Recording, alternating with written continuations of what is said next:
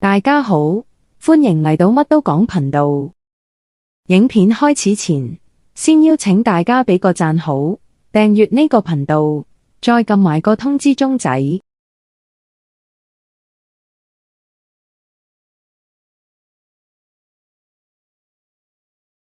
納粹黃金列車。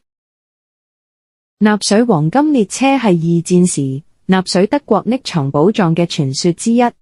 呢一列車據稱載滿咗黃金、珠寶同其他珍貴物品，一直係研究人員同冒險家們追尋嘅目標。納粹黃金列車又稱為瓦烏布日克黃金列車，係一個歷史傳說。呢一列神秘嘅列車，據說喺二戰晚期，又指係1945年第二次世界大戰結束前夕，被匿藏喺納粹德國嘅東南部下西利西亞，埋葬咗一列火車，即係依家嘅波蘭西南部某處嘅地下隧道中。傳說呢列火車據信位於波蘭城市瓦烏布日克附近。據說呢列火車載滿咗黃金同其他珍寶，離開布雷斯盧，即係依家嘅弗羅茨瓦夫，駛到貓頭鷹山下嘅一個隧道系統中，並被埋咗喺某處。呢個隧道系統係未完成嘅納粹秘密項目，巨人計劃嘅一部分。呢列火車據傳最多可容納300噸嘅黃金、珠寶、武器同畫作。傳聞中，列車載滿咗喺戰爭期間搶劫嘅黃金、畫作同其他嘅珍寶，以及機密文件。呢啲寶藏可能係為咗納粹政權嘅未來或者逃亡時使用嘅資金。自二戰結束以嚟，好多人一直試圖尋找呢列列車，但至今為止仲未有揾到確切嘅證據。70年後，忽然有人聲稱喺波蘭發現咗呢個傳說中嘅納粹黃金列車載有價值131.7億盧比嘅寶藏。1945年失蹤嘅神秘納粹火車俾2名尋寶者發現。呢啲事件好可能只發生喺電影入面，但當佢真係發生嗰時，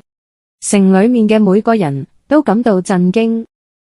2名尋寶人聲稱，第二次世界大戰期間，一架滿載黃金同寶石嘅納粹火車從匈牙利開往德國途中失蹤。火車上仲裝載有槍支、其他貴重物品同繪畫，估計價值2億美元。最近俾2名男子發現。據說1945年喺蘇聯軍隊逼近時，呢列150公尺長嘅裝甲列車喺當時嘅東德城市布雷斯盧，依家係波蘭城市弗羅茨瓦夫附近失蹤。消息人士透露，呢列火車進入咗下西里西亞山區克夏日城堡附近嘅一條隧道，從此就再冇出過嚟。呢條隧道後嚟被關閉、被遺忘。喺2015年至2016年間，一次搜索行動引起咗全球媒體嘅關注。呢場行動包括波蘭軍方、地方政府同州政府官員參與嘅挖掘活動，旨在揾出呢架列車。瓦烏布日克當局表示，代表呢2個人嘅律師事務所已經同佢哋取得咗聯繫。律師、軍隊、警察同消防隊都喺度處理呢件事。嗰個地區以前從未被挖掘過，我哋唔知道會發現啲乜嘢。瓦烏布日克市議會官員表示，有消息指1945年，當以美國為首嘅盟軍同蘇聯軍隊向德國首都攻擊嗰陣，呢啲火車係用嚟將納粹掠奪品偷運到柏林。就黃金列車而言，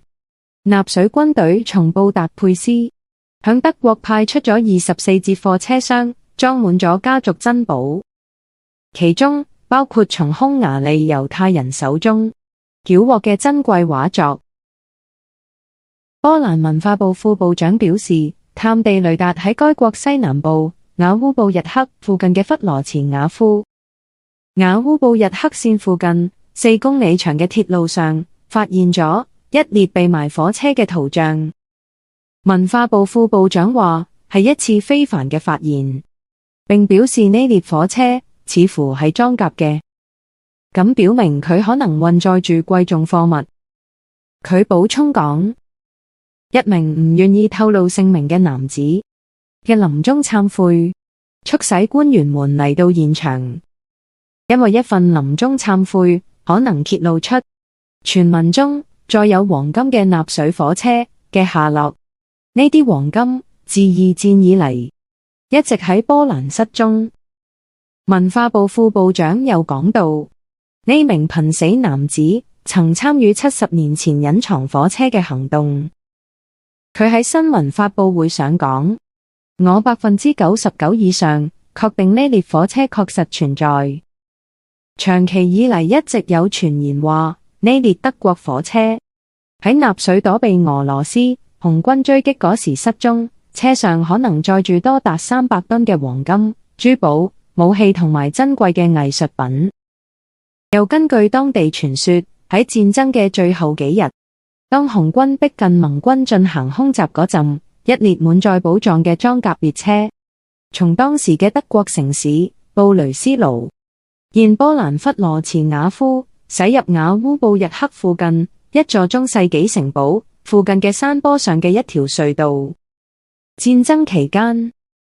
德國人喺瓦烏布日克山區同弗羅茨瓦夫市建造咗一套地下隧道系統。據信呢列火車就係由嗰度出發嘅。嗰個地區當時係德國領土，但戰爭結束後成為咗波蘭嘅一部分。自戰爭結束以嚟，尋寶者一直喺度尋找緊呢列火車，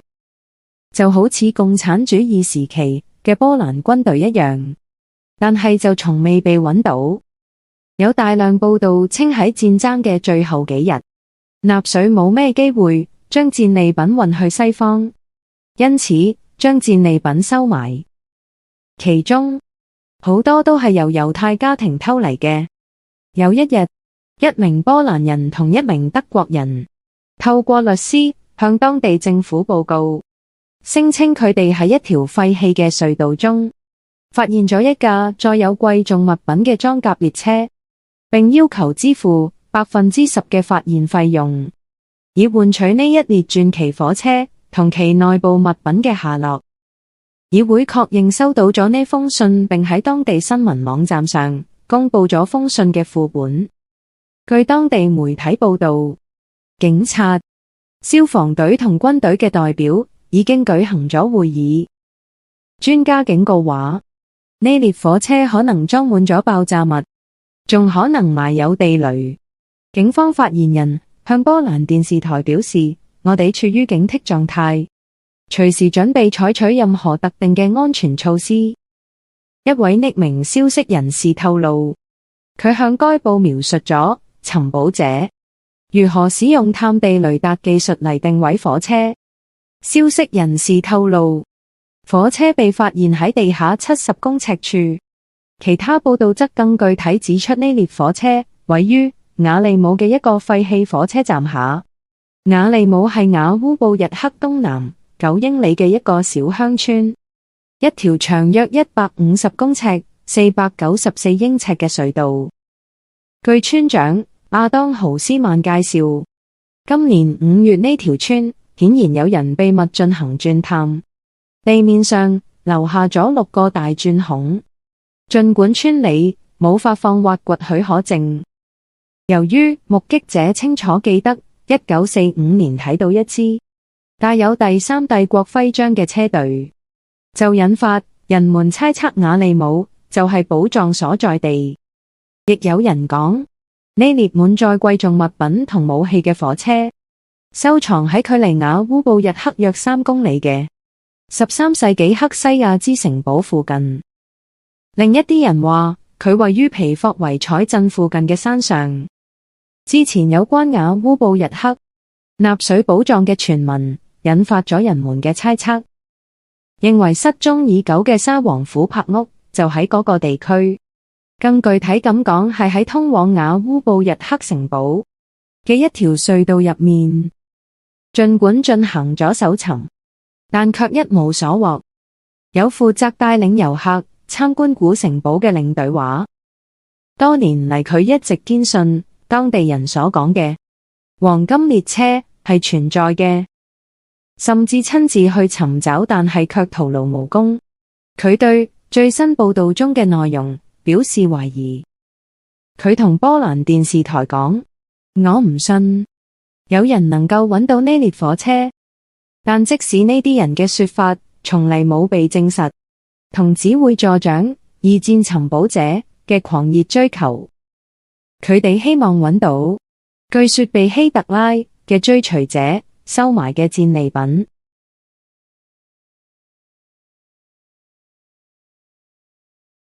未訂閱嘅朋友，歡迎你訂閱，呢啲都係免費嘅。今集講到呢度，我哋下次再見，多謝收睇。